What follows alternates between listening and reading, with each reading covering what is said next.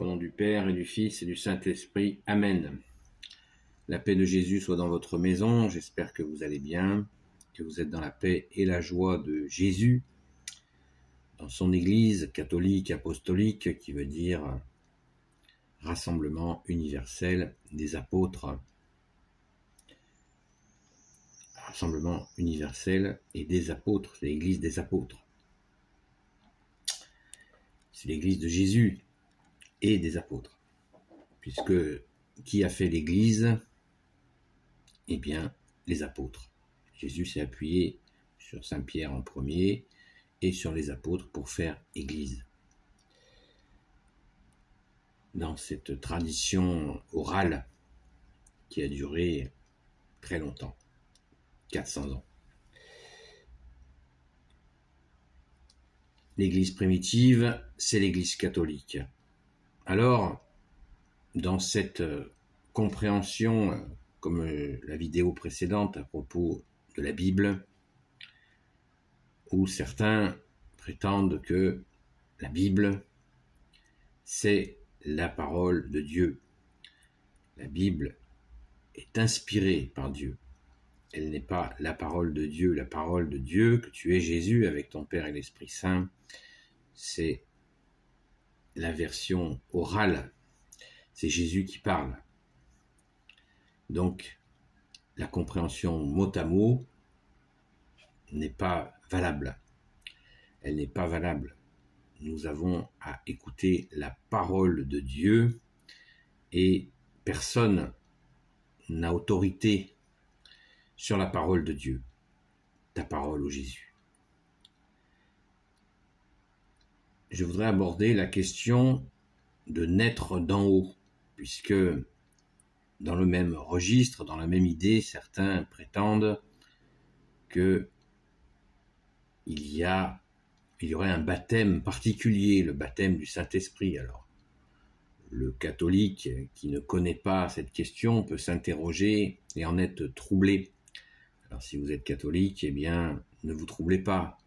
Votre saint baptême est bien catholique et nous avons reçu, j'en suis, merci Jésus par ta grâce, le saint baptême catholique et dans lequel l'Esprit Saint est intervenu. Mais nous allons lire la parole pour bien comprendre. Nous allons lire la Sainte Écriture qui est inspirée par toi Jésus, sans faire du mot à mot, en cherchant à comprendre ta parole, ô Jésus.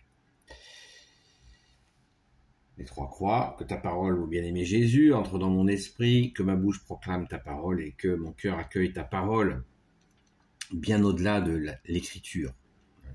C'est cela qu'il faut comprendre. Jésus, tu es notre seul enseignant. Amen. Évangile selon saint Jean, chapitre 3. Jésus lui fit cette déclaration. Il y a des pharisiens qui posent des questions à Jésus. Les pharisiens, c'était des spécialistes de l'écriture. Verset 3. Jésus lui fit cette déclaration. En vérité, je te le dis, celui qui n'est pas né d'en haut ne peut pas voir le royaume de Dieu. Nicodème lui répondit, quand l'homme est vieux, peut-il renaître? Qui retournera au sein de sa mère pour naître une seconde fois? Jésus dit alors, en vérité, je te le dis, si l'on n'est pas né de l'eau et de l'esprit, on ne peut pas entrer dans le royaume de Dieu. Ce qui est né de la chair est chair, ce qui est né de l'esprit est esprit. Ne t'étonne pas si je te dis que vous devez naître d'en haut. Le vent souffle où il veut et tu entends sa voix, mais tu ne sais pas d'où il vient ni où il va. C'est la même chose pour celui qui est né de l'esprit. Alors, certains disent, waouh, il y a un baptême. En fait, le vrai baptême, c'est le baptême de l'Esprit Saint.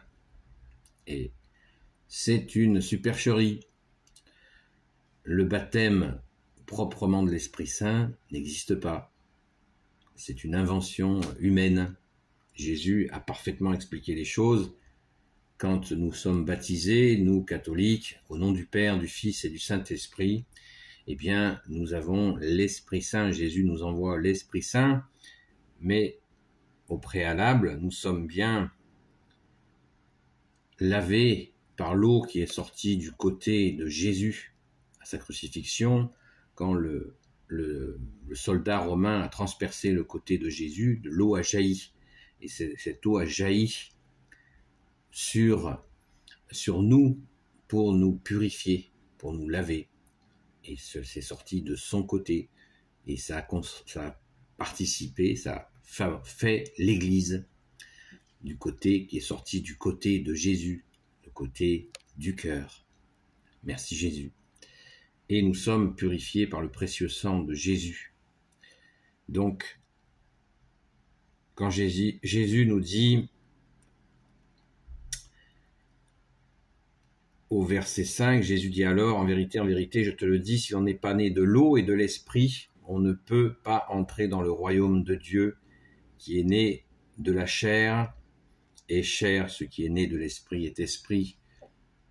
Quand nous avons reçu ce baptême, eh bien, je viens de vous le dire, nous avons reçu l'Esprit Saint à notre saint baptême, que l'on soit tout bébé, ou adulte, ou même âgé, ça ne change rien à la nature du baptême où nous recevons, où Jésus nous lave par son eau et son précieux sang, et il nous donne l'Esprit Saint. C'est une nouvelle, c'est même pas une nouvelle naissance. Bien sûr que c'est une nouvelle naissance au sens où nous sommes une nouvelle créature, mais c'est notre naissance au ciel, ce moment de notre baptême. C'est pour ça qu'il est intéressant il est tout à fait judicieux de fêter notre baptême, l'anniversaire de notre baptême, de notre baptême, notre anniversaire de naissance, nous le fêtons, et bien pensons à fêter ce jour où nous avons été baptisés, car c'est le jour de notre naissance au ciel. Merci Jésus par ta grâce.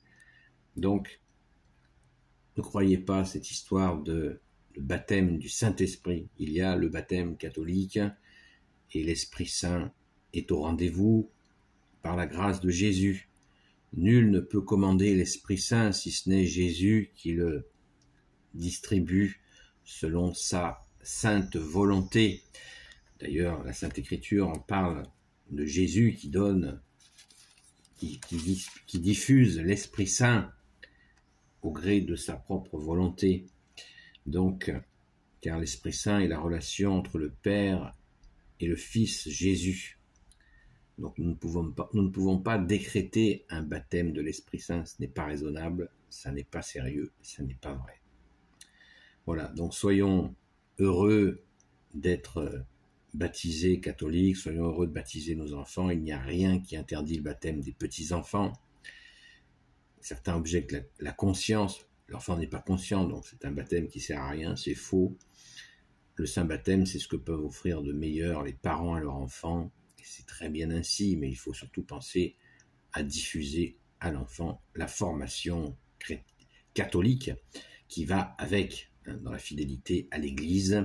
L'enfant va grandir, prendre des forces, mais il faut qu'il soit enseigné sur la vérité de l'Église, les vérités donc catholiques, et là, ainsi, il sera fortifié et il sera toujours appuyé sur ce moment où il a été baptisé, même s'il n'en était pas conscient. N'oublions pas la formation qui va avec. Donc soyons tranquilles, nous avons bien l'Esprit Saint. Et quand nous recevons la confirmation, c'est un autre sacrement de l'Église catholique, eh bien, c'est un moment aussi où nous disons oui à Jésus. Alléluia, soyons vraiment dans la paix de Jésus. Et merci à toi, bien-aimé Jésus, de vous bénir, ainsi que à toi, notre Sainte Mère Marie, de vous bénir. Merci à Saint Joseph de vous bénir. Merci à Sainte Marie-Madeleine, notre chère Sainte Patronne, de vous bénir. Et je vous dis à très vite.